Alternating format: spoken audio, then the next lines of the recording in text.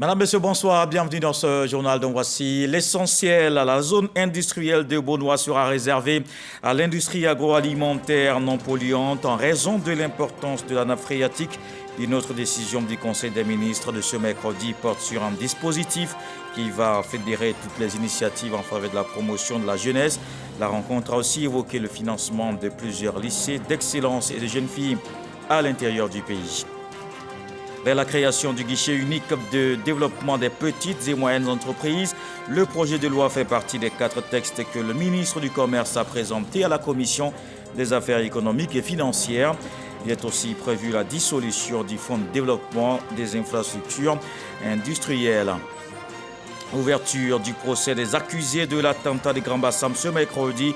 Une dizaine de prévenus ainsi qu'une vingtaine de témoins au tribunal criminel d'Abidjan. La comparution des prévenus se poursuit. Le procès va durer 3 semaines. Rappelons que les faits remontent au 13 mars 2016. Et puis le chef de l'État islamique est mort. C'est ce qu'a annoncé le groupe ce mercredi. L'Irakien Abou Hassan al-Hashimi a été tué. Le porte-parole du groupe ne précise pas dans son message les circonstances de la mort de son chef. Un nouveau calife a été nommé. Un conseil des ministres a tenu ce mercredi au palais de la présidence. Au menu de cette séance de travail, il y avait notamment le désengorgement des zones industrielles d'Abidjan. D'autres décisions concernent l'augmentation du plafond des avals et garanties de l'État ainsi que la promotion de l'insertion des jeunes. Le point complet de cette rencontre avec Awa Touré. Le Conseil des ministres, ce mercredi 30 novembre 2022, présidé par le chef de l'État, le président de la République Alassane Ouattara, a adopté un projet de loi d'orientation relatif à la jeunesse.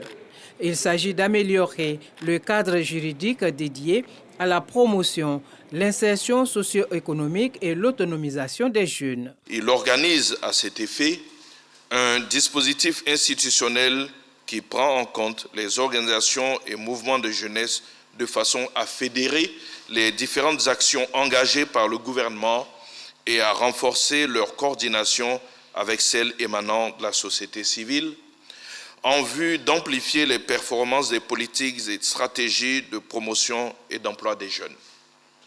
Ce projet de loi introduit dans cette dynamique des innovations majeures dont la consécration d'une clause d'impact jeunesse dans l'ensemble des interventions gouvernementales afin d'intensifier la participation des jeunes aux activités socio-économiques et au processus public de prise de décision. Dans le cadre de l'exécution du programme budgétaire à fin 2022, le gouvernement a décidé de rehausser le plafond des avals et garanties accordés par l'État à hauteur de 35 milliards de francs CFA.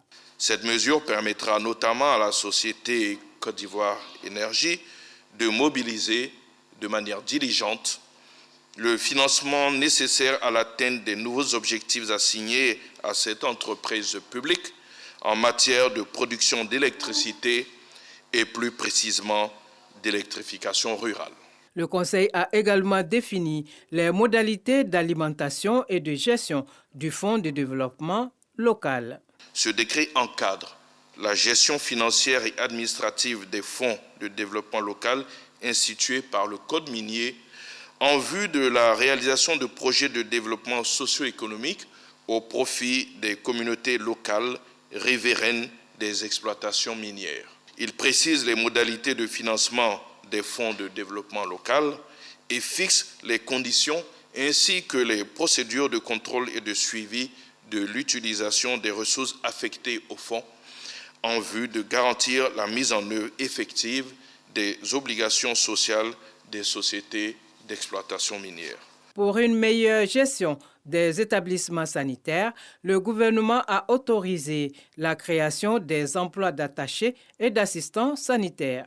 Ainsi, il est créé dans la famille des emplois de gestion économique et financière les emplois de gestionnaires administratifs et financiers des établissements hospitaliers, à savoir l'emploi d'attaché sanitaire catégorie A, grade A3, et l'emploi d'assistant sanitaire catégorie B, grade B3, aux fins d'assurer une meilleure gestion administrative et financière des hôpitaux publics. Le porte-parole du gouvernement s'est par ailleurs prononcé sur la question liée à la revalorisation du SMIC, le salaire minimum interprofessionnel garanti. Vous pouvez être assuré que dans les prochains jours, très certainement, la validation donc, par le patronat de cette discussion donc, avec l'État sera consacrée donc, dans un décret. Mais le plus important était d'arriver à un accord avec le patronat et nous nous réjouissons donc de ce que cela ait pu être fait. Notons que la date du dernier Conseil des ministres de l'année a été fixée au 21 décembre 2022. D'ici là, en fonction de l'importance des dossiers, le Premier ministre pourrait décider de la tenue d'un Conseil des ministres extraordinaire. Le Premier ministre, justement, Patrick Achi, qui a procédé au lancement de l'offre publique de vente d'actions de Orange Côte d'Ivoire. Environ 15 millions d'actions seront cédées pour 9 500 000 francs CFA l'unité. Alexis Ouedraogo. La bourse à portée de tous. En procédant ce mercredi au lancement de l'offre publique de vente d'actions de Orange Côte d'Ivoire, l'État veut faciliter l'accès des investisseurs nationaux à l'épargne par des placements à la BRVM. Objectif, soutenir l'économie nationale. Cette opération a été jugée opportune parce que le contexte du marché financier et boursier sous-régional est favorable. Le comité de privatisation émet le vœu que l'opération connaisse le plus grand succès espéré en offrant une opportunité d'investissement et de placement sûr à toutes et à tous. 9,95% des 14,95% de parts détenues par l'État dans Orange Côte d'Ivoire ont été cédées à la BRVM. Au total, ce sont plus de 14 millions d'actions qui seront cédées au cours de 9 500 francs CFA l'unité. L'ouverture de notre actionnariat au public et l'introduction du groupe Orange Côte d'Ivoire à la BRVM illustrent notre ancrage régional, notre transparence et notre volonté de partager notre histoire ainsi que notre succès avec nos populations. Au terme de l'opération, le gouvernement devrait récolter la somme de plus de 142 milliards de francs CFA pour une valorisation estimée à 1 500 milliards de francs CFA. L'offre publique de vente de Orange Côte d'Ivoire que nous lançons est déjà historique à plus d'un titre. Parce que la participation de l'État au capital d'Orange Côte d'Ivoire en fait l'un des actifs publics actuels les plus importants.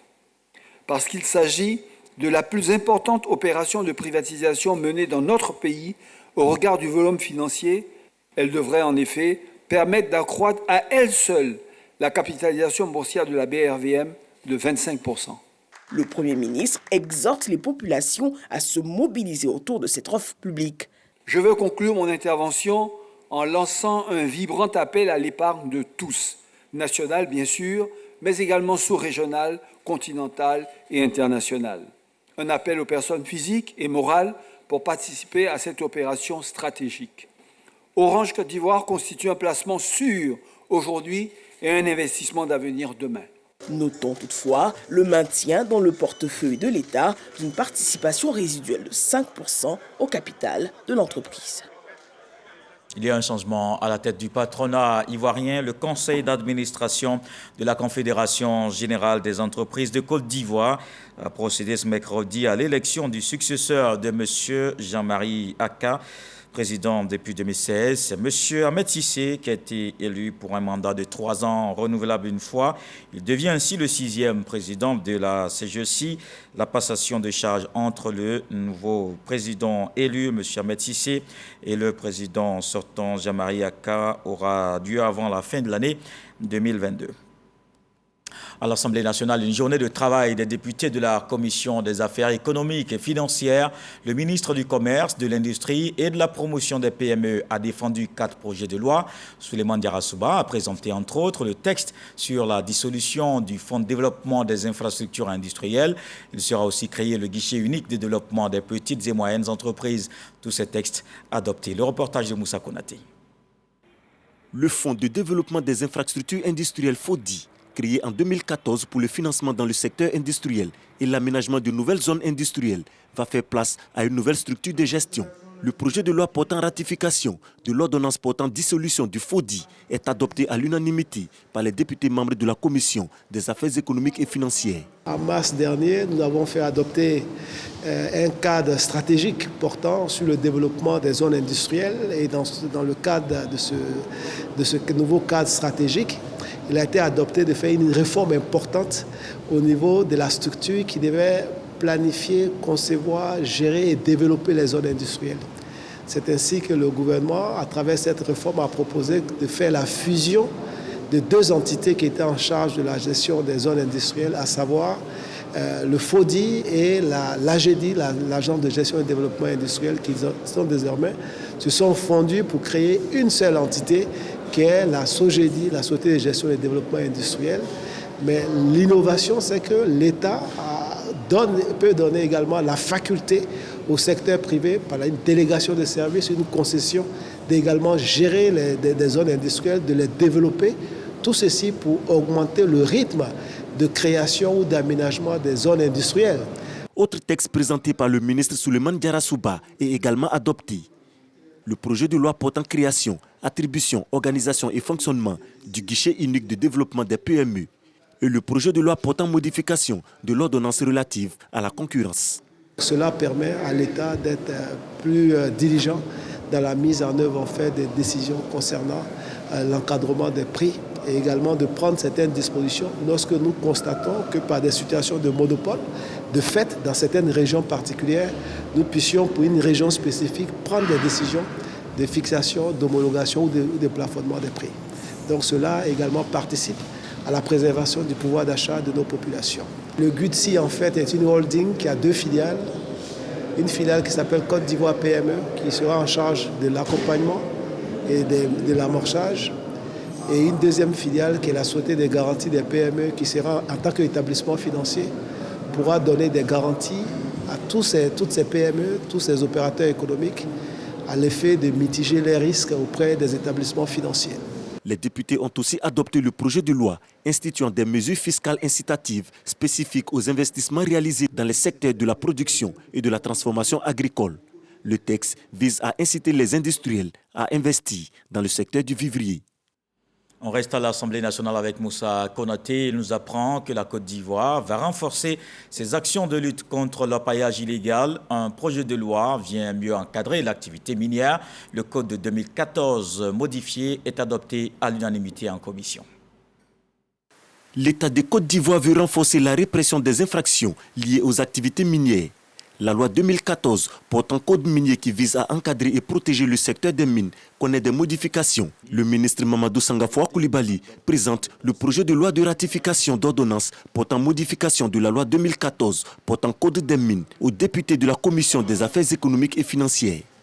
Compte tenu de l'évolution de pratiques néfastes auxquelles doit faire face le secteur, il est également apparu que d'autres dispositions n'étaient plus suffisamment adaptées aux exigences de l'efficacité de la répression des infractions au code minier, dont l'orpaillage illégal, qui constitue une menace pour la sécurité nationale, eu égard à ses conséquences humaines, économiques, sociales et environnementales désastreuses, mais également aux ramifications avec certaines autres formes de criminalité. Le texte est adopté à l'unanimité. Il favorise de nouvelles mesures pour freiner l'orpaillage clandestin. Avec un engagement réaffirmé du gouvernement en faveur de la répression des infractions au code minier, par la création du groupement spécial de lutte contre l'orpaillage illégal, en abrégé GS-Loi, il convenait de donner aux 10 codes les moyens de son efficacité. À ce jour, ce sont 1665 sites illégaux d'orpaillage qui ont été détruits et 345 personnes arrêtées et déférées. Une séance plénière au Conseil économique, social, environnemental et culturel. Les conseillers ont examiné le projet d'avis portant sur les phénomènes et métiers nouveaux, l'impact socio-économique des influenceurs et web humoristes. Ils ont décidé d'approfondir les réflexions pour permettre au gouvernement de mieux encadrer ses activités. Le Conseil économique, social, environnemental et culturel tient sa première séance plénière. Il s'agit ce jour d'examiner et adopter le projet sur l'impact socio-économique des influenceuses, influenceurs et web humoristes, ces phénomènes et métiers nouveaux. C'est un phénomène nouveau qui est connu de tout le monde, qui est d'actualité. Il s'agit donc pour nous de voir dans quelle mesure nous pouvons compléter par quelques avis. Après avoir débattu des thématiques présentées, les différentes commissions adoptent le projet de test à eux soumis. Les textes qui ont été adoptés, qui sont adoptés par les différentes chambres et qui sont bien entendu passés par l'exécutif, bien entendu, c'est-à-dire par le gouvernement. C'est naturellement la mission normale de la Chambre que de tenir des séances plénières, mais je dois dire qu'à ce jour, la Chambre ne disposait pas, depuis 10 ans, de bureau. Il n'y avait pas de bureau. Aujourd'hui, c'est chose faite depuis le début de l'année. Et c'est la raison pour laquelle nous nous sommes mis au travail conformément à notre feuille de route, conformément aux principaux axes de notre mandature 2022-2026. Une première séance de l'année, et ce n'est que le début. 2 autres assemblées plénières sont prévues les 8 et 15 décembre prochains. Un reportage d'Evelyne Yoboué et Franck Quadio, 13 manuels et guides d'audit aux acteurs de contrôle de l'administration publique ivoirienne. Les acteurs du contrôle pourront désormais réaliser des missions d'audit à forte valeur ajoutée sur une base harmonisée. La cérémonie de remise a eu lieu à la primature en présence de l'inspecteur général d'État, Awandoli Théophile, et du ministre de l'Économie et des Finances, Alexis Ouedraogo.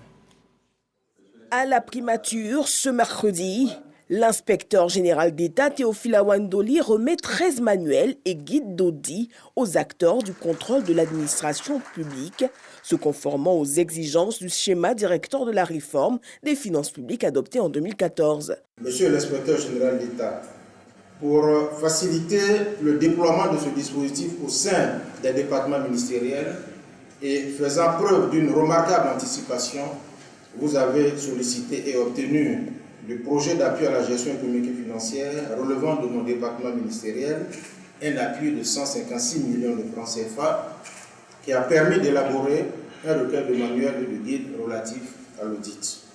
Je précise que les versions électroniques des 10 documents seront également mises à la disposition de vos services. Mis en œuvre avec l'appui du PAGEF, ces outils vont hisser les missions d'audit et de contrôle aux normes internationales. La remise ce jour de ces manuels et guides d'audit vise à permettre aux acteurs de contrôle de l'administration publique ivoirienne de réaliser désormais des missions d'audit à forte valeur ajoutée sur une base harmonisée. Un cabinet international a été retenu pour la rédaction d'un ensemble de manuels et guides au profit des structures de contrôle de l'ordre administratif. Le ministre de l'Économie et des Finances est engagé pour sa part à renforcer son appui aux organes de contrôle interne de l'État, dont l'impact reste indispensable à la bonne gouvernance. Le ministre de l'Intérieur et de la Sécurité a reçu la représentante spéciale de l'ONU au cœur des échanges de la lutte contre les violences faites aux enfants et adolescents vulnérables. Le point de cette rencontre avec Ahmed Traoré et Jean-Marc Djadji. La représentante spéciale du secrétaire général des Nations Unies, chargée de la lutte contre les violences à l'encontre des enfants, rencontre le ministre de l'Intérieur et de la Sécurité. Ambition, évoquer la situation des populations civiles et la nécessité de prévenir les crimes contre les enfants et adolescents vulnérables. L'objet de ma visite ici en tant que représentante spéciale du secrétaire général des Nations Unies sur les violences à l'égard des enfants, c'est réellement comprendre ce qui se fait, mieux comprendre ce qui se fait en matière de protection des enfants, sachant que la protection est transversale et implique beaucoup d'acteurs, et en même temps voir comment on peut, en tant que UN, équipe, pays et régionale et aussi globale, comment on peut appuyer les efforts. Donc, et là, je viens de finir un entretien avec toute l'équipe du ministère de l'Intérieur et de la Sécurité, parce que pour moi, ce ministère est clé. 1, sur la protection des enfants. 2, sur la détection précoce aussi des enfants en difficulté qui sillonnent dans les rues ou ailleurs. Et 3, dans la poursuite des criminels et des exploitants. La représentante spéciale a également dit avoir abordé avec son hôte la situation de la police ivoirienne. Elle entend participer à des réflexions sur les moyens de renforcer les capacités des policiers dans le domaine de la lutte contre les violences à l'encontre des enfants. À ce titre, des séances de formation sont prévues pour les forces de sécurité. Ouverture du procès des accusés de l'attentat de Grand Bassam ce mercredi. Une dizaine de prévenus ainsi qu'une vingtaine de témoins au tribunal criminel d'Abidjan. Le procès va durer 3 semaines. Les faits remontent au 13 mars 2016. Didier Nguessan. Tribunal de première instance, Abidjan Plateau, grande salle d'audience. Une dizaine de prévenus, une vingtaine de témoins de l'attentat de Grand Bassam. À cette première audience, le procureur de la République et les avocats de la défense se contredisent sur la forme, notamment le délai de comparution 6 mois après la date de l'arrêt de renvoi. Après la suspension de l'audience, le tribunal se déclare incompétent pour prononcer la nullité de l'arrêt de renvoi tel que demandé par la défense. À la reprise, un film sur la reconstitution de l'attentat de Grand Bassam est projeté au public avant l'ouverture des débats sur le fond, avec un premier témoin qui comparaît. Il a servi de chauffeur à l'une des têtes pensantes de l'attentat. Après 45 minutes d'interrogatoire, l'audience est suspendue. Elle reprendra le jeudi 1er décembre avec 4 à 5 accusés appelés à la barre par jour d'audience. Les témoignages débuteront à l'audience du 7 décembre prochain. Le procès de l'attentat de Grand Bassam est prévu pour durer 3 semaines. Et sur la question du terrorisme, le chef de l'État islamique est mort. C'est ce qu'a annoncé le groupe ce mercredi. L'Irakien Abou Hassan al-Hashimi a été tué. Le porte-parole du groupe ne précise pas dans son message les circonstances de la mort de son chef. Un nouveau calife a été nommé. Depuis, l'organisation a plusieurs fois été déstabilisée par la mort ou la capture de ses dirigeants. Les 2 précédents chefs de l'organisation ont été tués en 2022 par les forces spéciales américaine. Et dans l'actualité politique, le Front populaire ivoirien à la commission électorale indépendante, Pascal Affi N'Guessan, président du FPI, est arrivé avec une forte délégation pour exprimer son soutien à la CEI. Le parti a également abordé la question de la révision de la liste électorale. Sidonie Davila. Évoquer avec la CEI les préoccupations liées à la révision de la liste électorale, c'est la raison de la visite du Front populaire ivoirien à la commission électorale indépendante.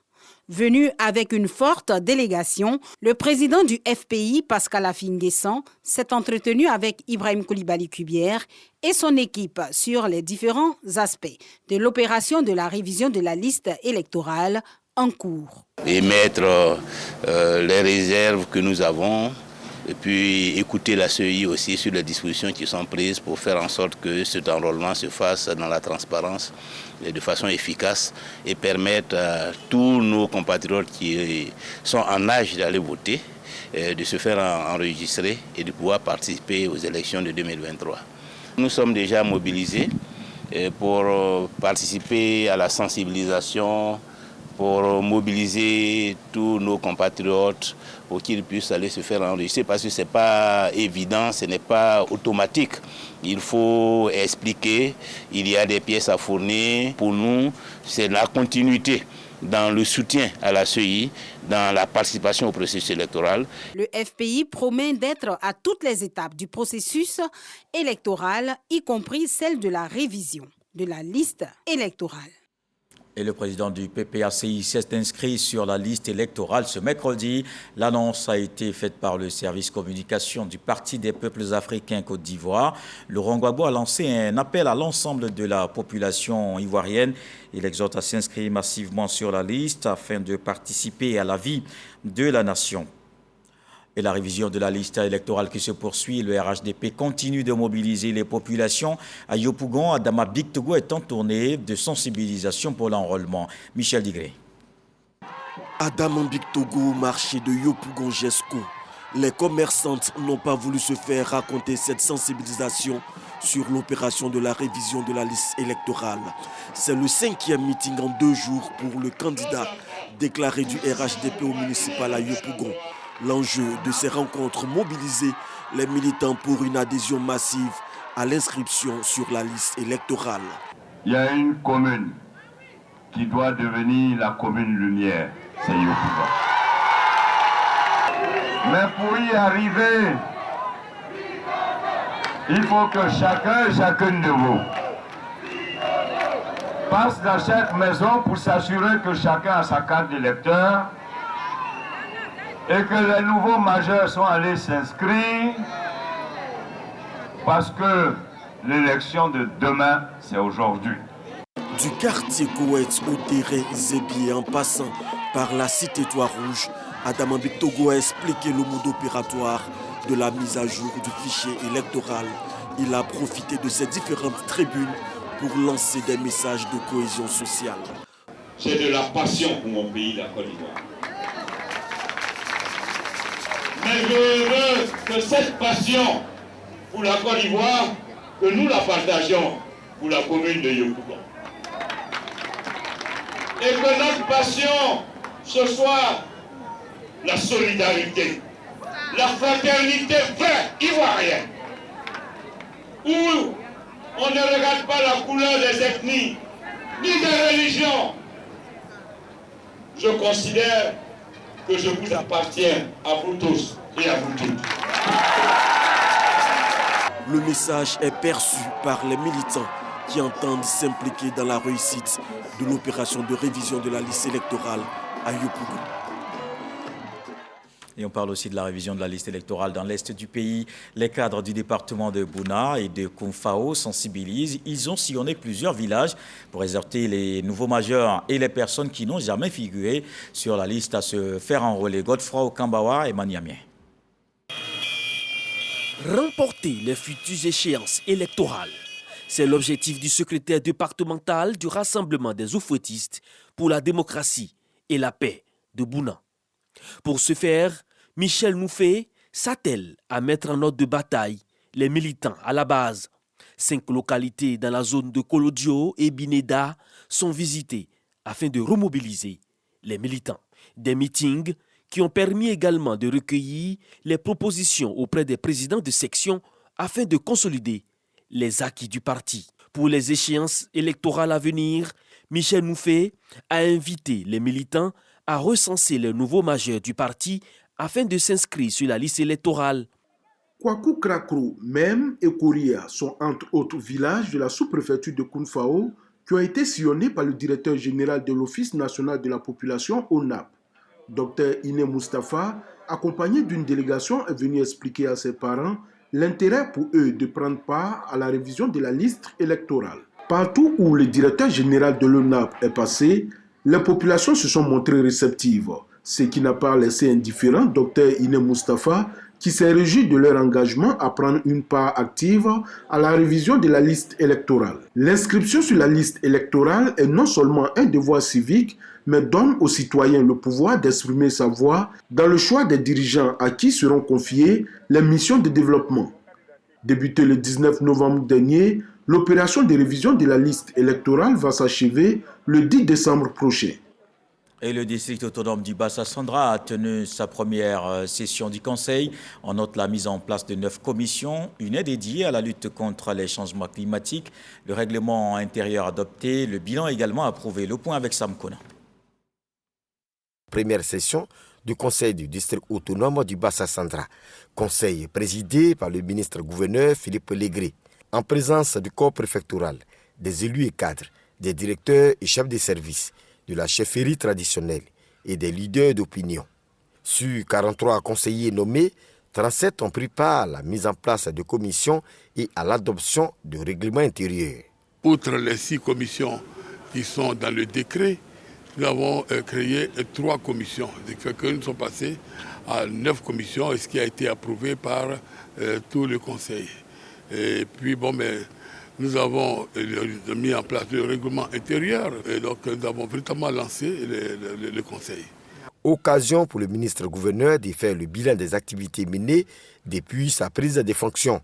De 2021 à 2022, il y a du travail qui a été fait et ils ont approuvé ce travail qui a été fait.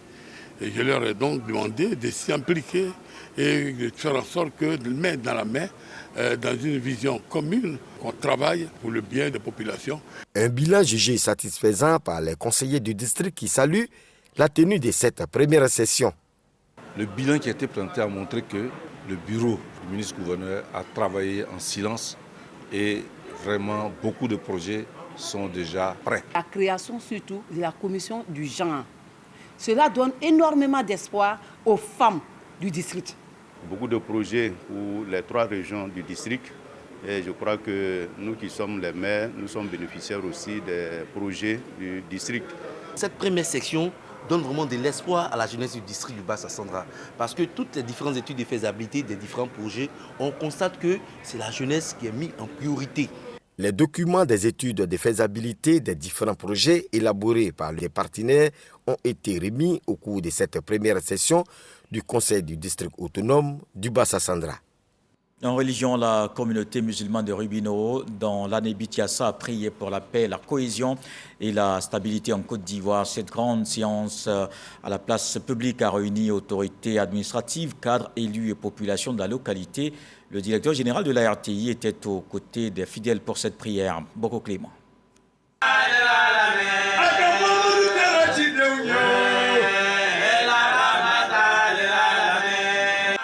Rubino, dans le département d'Agoville, région de l'Agnébi-Tiassa.